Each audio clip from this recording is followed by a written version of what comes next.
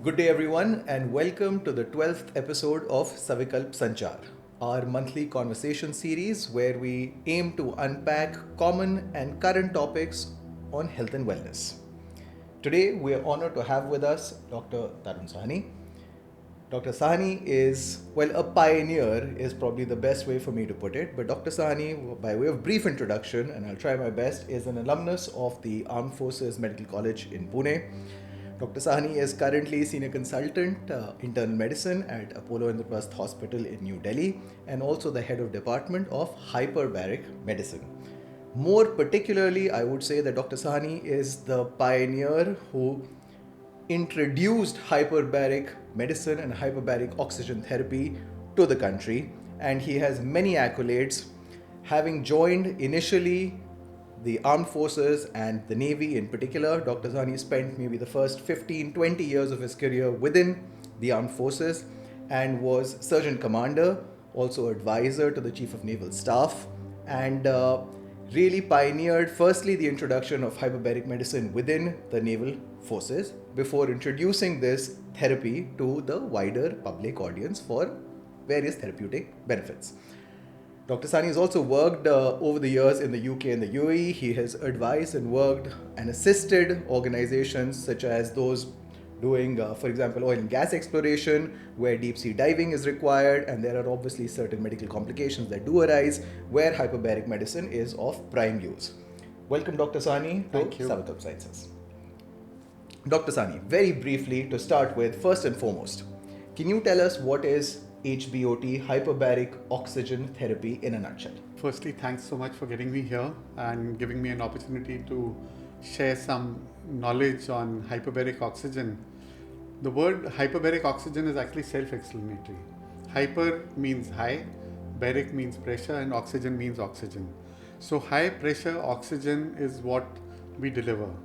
Now, what does this high pressure oxygen do? Basically, when we look at ourselves in the body, our blood carries oxygen in two forms. Most of it is carried on the red blood cells, which is born on hemoglobin, and this is carried all over the body. To give you put it into numbers, 19 milliliters of oxygen is carried on hemoglobin for every 100 ml of blood. The second component, which is very small, is what is carried in the plasma. Plasma is the liquid form of the blood which carries the red blood cells and white blood cells all over the body. And the plasma, normally as we sit, it carries 0.3 milliliters of oxygen in 100 ml of blood.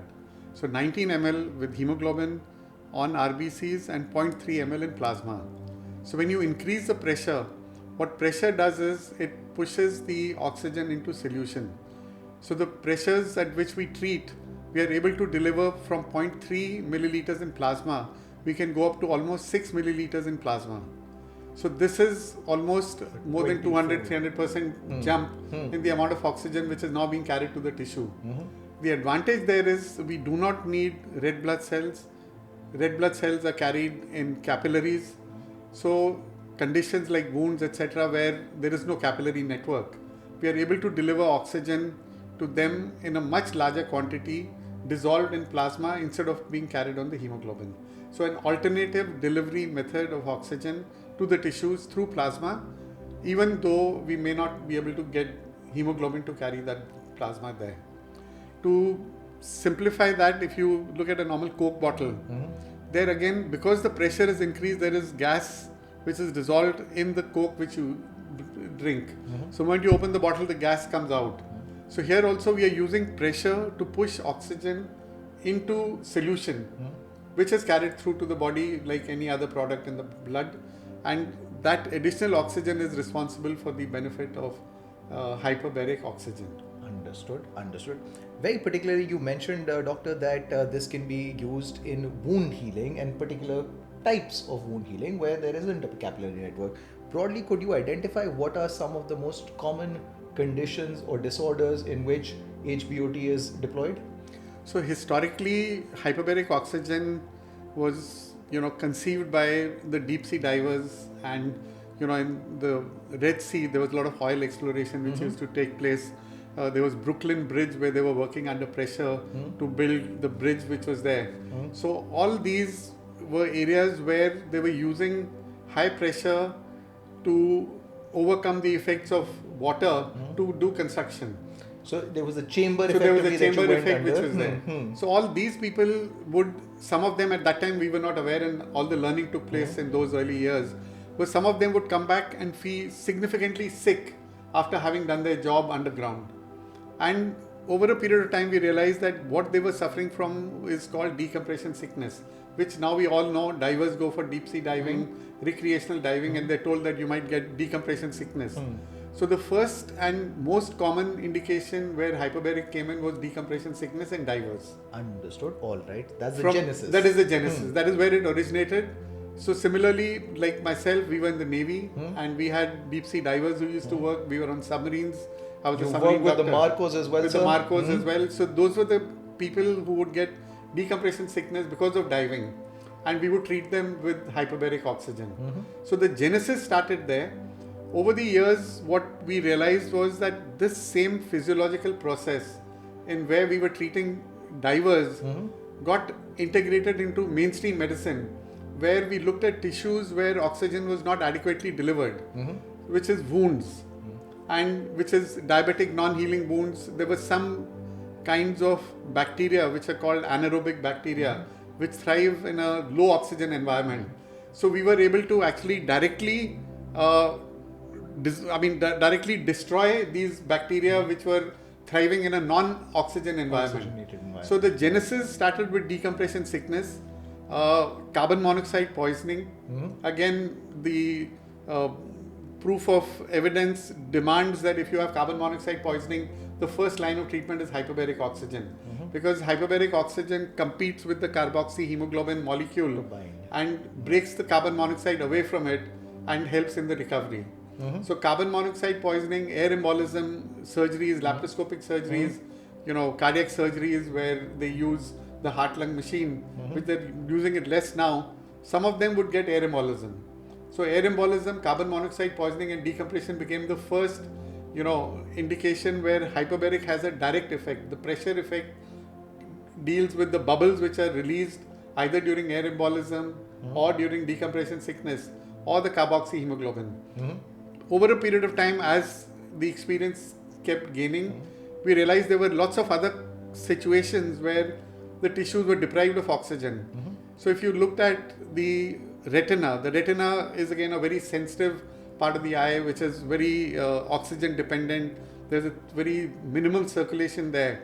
So you have a condition called central retinal artery obstruction, CRAO, and that is one of the causes for sudden blindness. Now there again there is a significant loss of oxygen to the retina.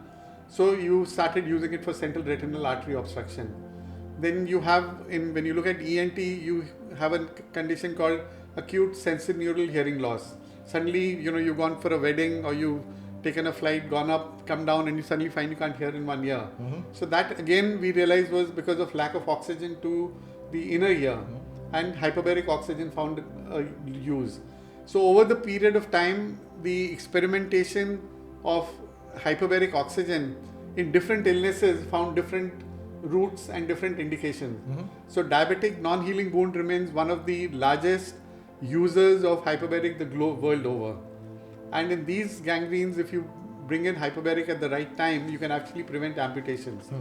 So most programs now in the US and somewhere other parts of the world, including ourselves, we are calling hyperbaric as an amputation prevention tool. So we can help prevent amputations if you bring in hyperbaric at the right time. So the indications from decompression, carbon monoxide, air embolism, to non-healing diabetic wounds, to central retinal artery obstruction, to a lot of indications now in oncology. 2 years ago, the Nobel Prize for Peace, Nobel Prize for Physics and Medicine was demonstrated that the cancer cells actually thrive in a low oxygen environment.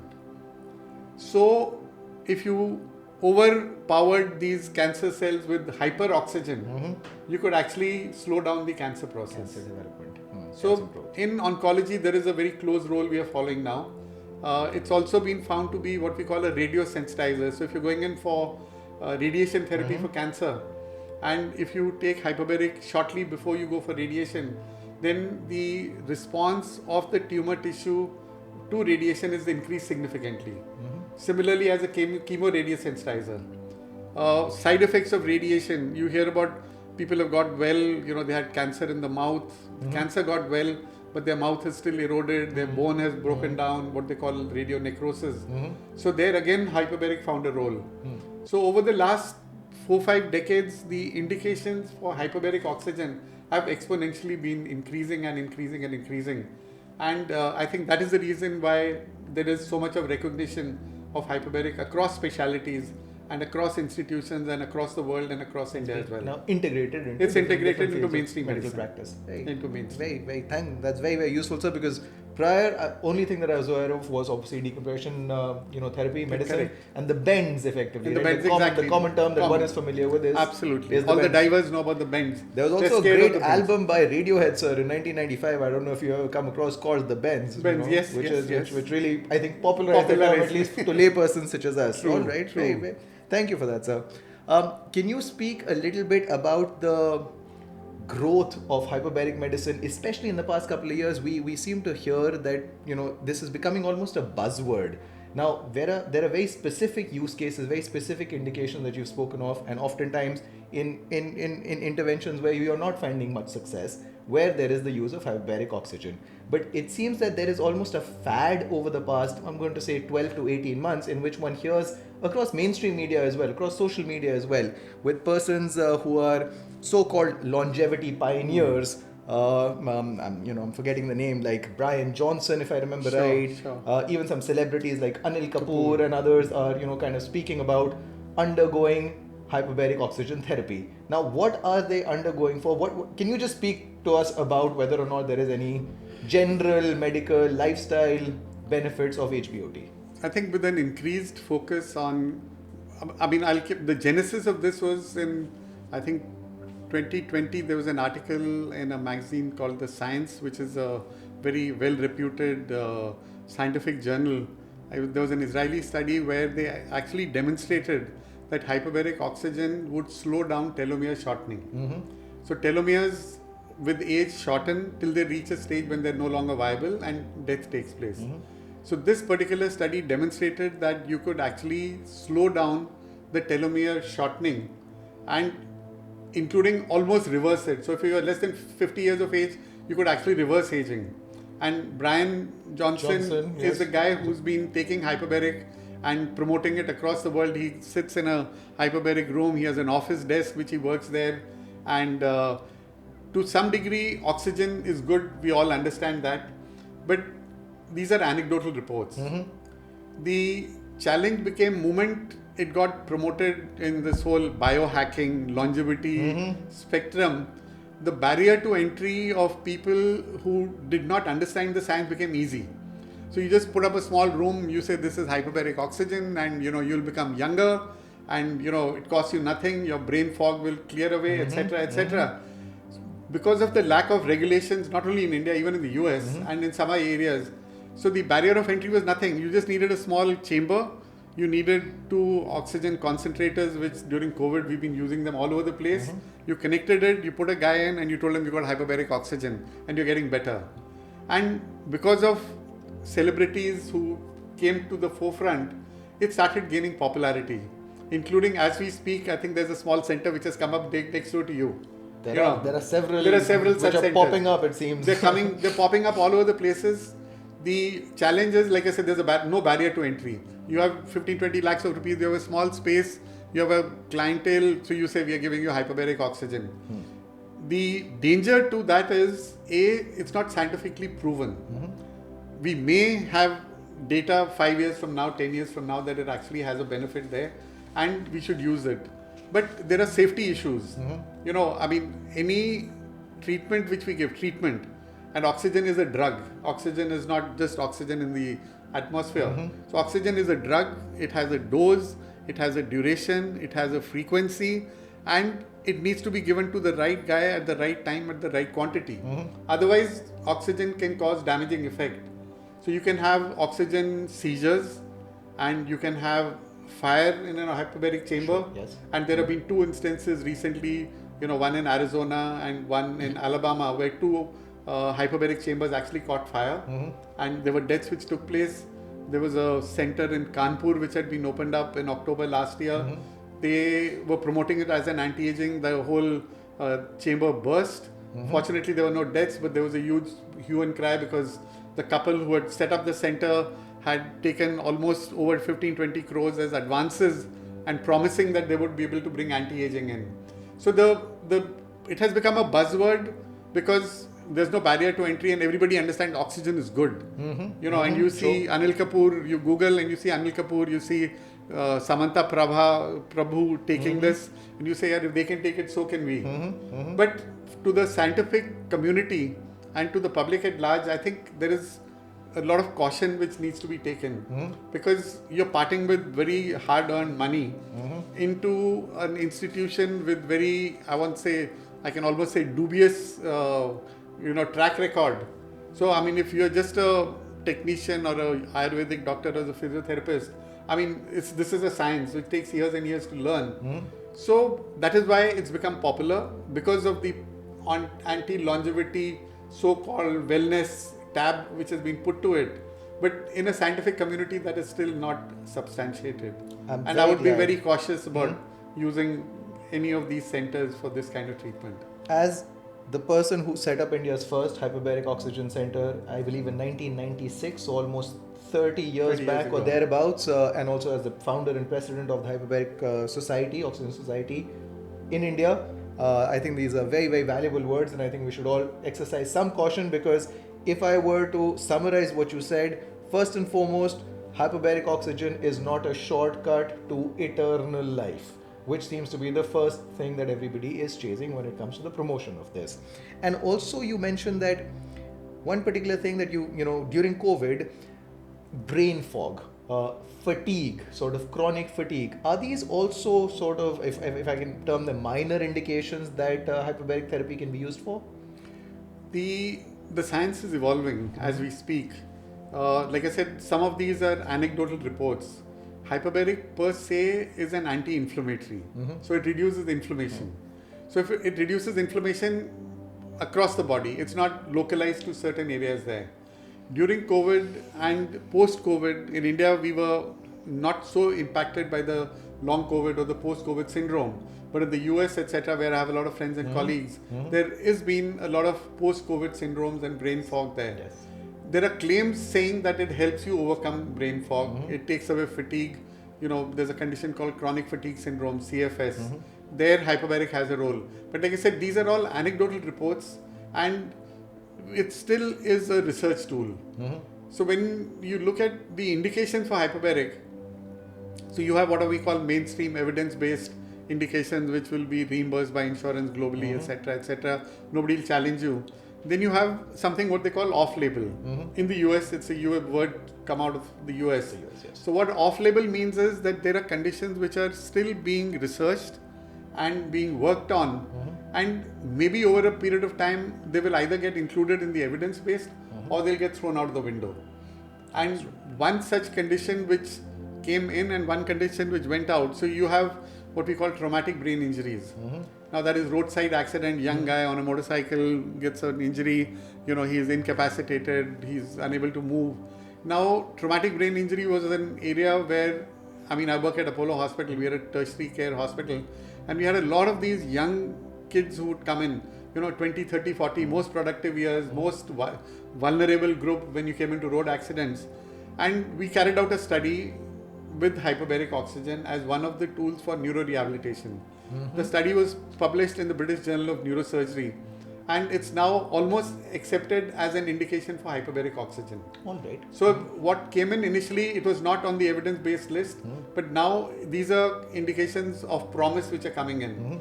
But a similar condition which got almost thrown out of the window was multiple sclerosis.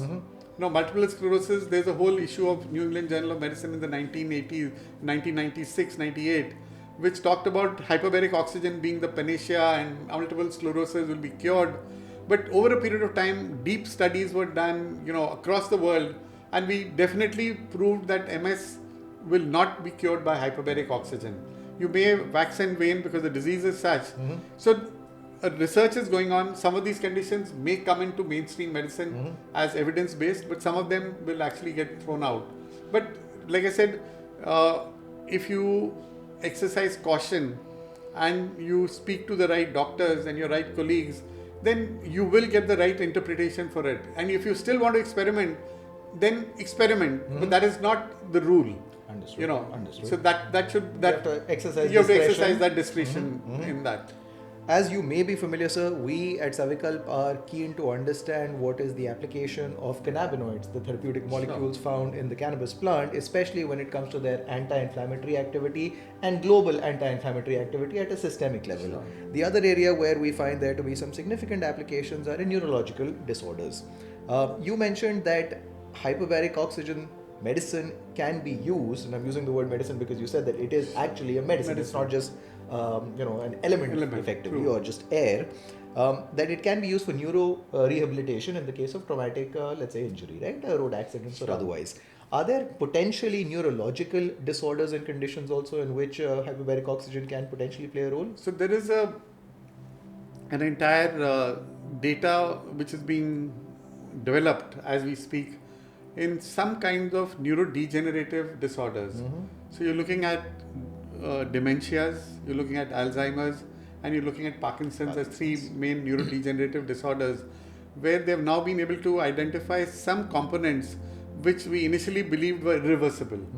But there are some components now which we believe are reversible, and there are studies carrying out with early promise saying that hyperbaric oxygen could probably also help in these neurodegenerative disorders, and for which even we are working on now, creating a study. There is not much happening in India, but at the Apollo Hospital we are planning to take on a study where we take in components of patients with these three neurodegenerative disorders and combine it with hyperbaric, and there are some other biomarkers which we are developing and some other genetic markers which we will develop to see if this does have an effect. So these are all off-label, under-research conditions, but I mean, I believe if you don't research, then you will never. There's no way to push of understanding. And the way we are now, where we're talking of integrating, whether it's cannabinoids, whether it's Ayurveda, whether it's Unani, there's Siddha, there are so many traditional forms of medicine.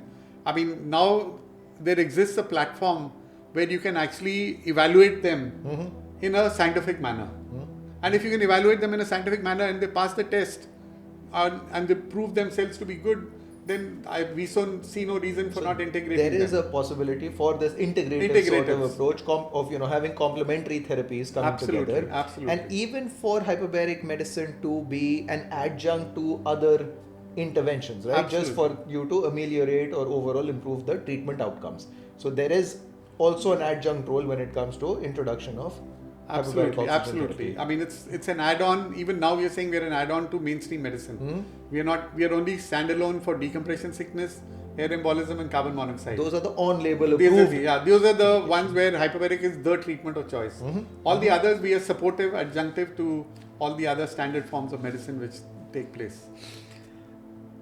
For the layperson, given a lot of the noise that we already spoke about through promotion by celebrities or otherwise, how does one ensure that one is approaching a right center if there is a potential use for hyperbaric medicine?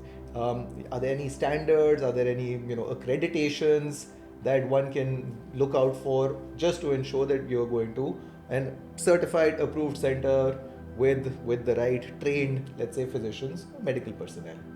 See, currently on the national platform, hyperbaric medicine is not even a recognized specialty. We are working with the National Medical Commission to bring in hyperbaric oxygen as one of the subspecialties. Like genetic medicine came in, like bone marrow transplant came in. So similarly, we are trying to get hyperbaric recognized by them.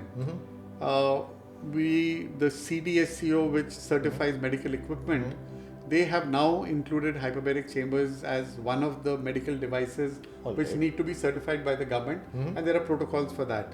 But on a national platform, there are no certifying agencies, and I get asked this quite a few times as to, I'm advised hyperbaric, how do I know which center to go and how do I decide? So I think there is, it's an algorithm or it's just a simple logic is look at a credible source. Then look at what is your indication, and right now with Google and ChatGPT, it'll tell you what pressures are needed. So if you go to a center which is offering hyperbaric next to your door, and you go and ask him, can you give me 2.4 atmospheric pressure of oxygen? And he says, no, my chamber is only 1.4 ATA. Then you're wasting your time. So you could do some probing questions to understand it. But all institutions, and it's not only hyperbaric, so there are 3 pillars actually. So one pillar is the organization or the infrastructure where you sit in. The second is the equipment you use. And the third is the team which takes care of you. So if you look at it from a 3-pillar approach, you can see, is the organization strong? So I mean, I am promoting Apollo, but so if you have a brand like Apollo, then you know that it's a trusted source. There's certain credibility there. Yes. Then you check the equipment. I've been advised hyperbaric for radiation tissue damage. Can you give me 2.4 atmospheric pressures, 2.5 pressures? And if the answer to that is yes, then you can look at it. The third is the team and the experience. I mean, in clinical medicine, despite whatever you can fast forward the process of learning, I think experience comes and knowledge comes with experience. I mean, knowledge and experience go hand in hand. You can't separate the two there. So if you have an experienced team, then the pillar of infrastructure, organization, equipment, human resources, which is the team taking care. So if you can evaluate it from that point of view and you're comfortable with it, there may be an additional cost. And most of the time, some of the centers will try and penetrate it with the cost element. Okay, you're paying X amount there, we'll give you at 50% of X. But I think when it comes to human life and treatment, then there is no point, taking a suboptimal treatment and getting suboptimal results, because this is not a meal you're going to, to a 5-star hotel to take. It is something which is with your own body. So just exercise a little caution. It needs normal logic to understand, is the institution good? Is it credible? Do they have a good team? Will their equipment be maintained? I mean, there have been instances where some of these hyperbaric centers, I mean, with no names, of course, obviously, but they went in there, they were treated, and then 2 days later they realized that these guys had run out of oxygen, but they still ran the treatment. And it was just by chance they realized that the center didn't have oxygen because the oxygen delivery did not take place, but the center did not want to stop treatment. So when you go to a credible institution or a credible team, then these sort of things will definitely not happen. And if they don't have it, they should just say, we don't have oxygen today, come in tomorrow, or we are sorry about it. So some of those parameters need to be looked at when you're trying to identify where you go. I mean, you do that if you're going to stay in a hotel, you check, I mean, will I get clean sheets? Will the bathroom be clean? What are the reviews? What is the revenue? What are the rates? What are the ratings? So similarly, I think it's become time when we start rating centers based on the parameters which are responsible to ensure good quality care and safety of patients. I think those 3-4 things, if you can build into the community, then I think it's not difficult. You can analyze it. The only thing is, don't stick only to the cost. I mean, cost is very... It'll be a secondary sort of It's a secondary issue because cost is nebulous. You might be paying less, but then you're getting less. You're paying less, but it may take you longer to heal. So in the long run, you may not actually justify the low cost which you've gone in for. In terms of safety, are there any particular sort of are there any persons who should not undergo hyperbaric treatment? Obviously, if they've been diagnosed with a disorder, with a condition in which they've been recommended for hyperbaric medicine treatment, then fine. But if somebody is approaching, maybe for what you're suggesting, some of the off-label uses, on the recommendation of a healthcare practitioner potentially, but not specifically a prescription, are there some conditions or some kinds of things that people should watch out for, like high blood pressure, which is oftentimes something that can be a contraindication? No, so you have to exercise extreme caution, and those are almost, they're relative contraindications, not really contraindication, but that becomes part of the protocol for evaluating these patients. So if you have something like a COPD, which is a chronic pulmonary disorder, a breathing issue which is there. Now these patients, their body respiratory system is triggered by a low oxygen content in the body and a high carbon dioxide. So if you're not cautious, you can actually cause respiratory depression, distress in these patients there. There are some drugs which are used in cancer, something like doxorubicin and cisplatin, etc. So if a patient has been on some of these anti-cancer drugs, then you need to check, because there is a sort of a cool down period between the drug to you can take it for hyperbaric. Understood. Patient with seizures, if you've had repeated seizures and in the recent past not well controlled, those again are indications where you have to be either deny the patient hyperbaric oxygen or keep him under extremely close supervision, and which then makes it important that you go to a right center which can offer you that kind of support or response in case of an emergency. And then you have conditions which are relatively, so like if you're a diabetic, your sugars may go down.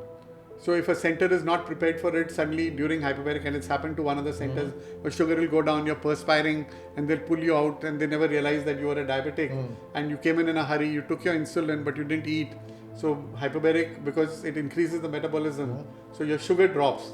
So these are all issues which should be checked when administering the therapy itself. So administered, and that becomes part of a standard evaluation protocol. So if you have a cardiac disorder and you have a very low ejection fraction, say you have an ejection fraction of 20-25%, then we treat them, but then you should always go to a center of which can manage complicated patients like this.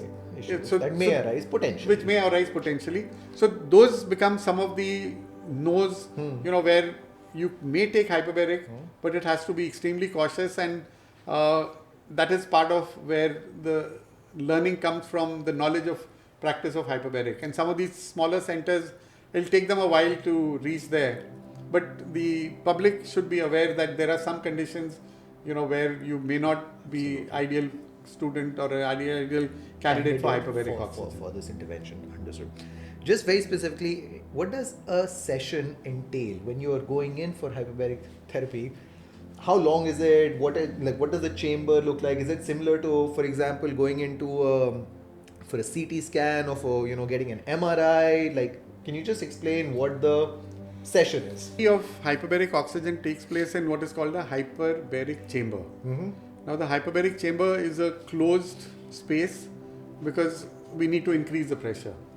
So the enclosed space can be a monoplace chamber where one patient is taken in at a time, or a multiplace chamber where multiple patients can be taken at the same time. Multiplace chambers also have the advantage of being able to take in complicated patients with tracheostomy tubes or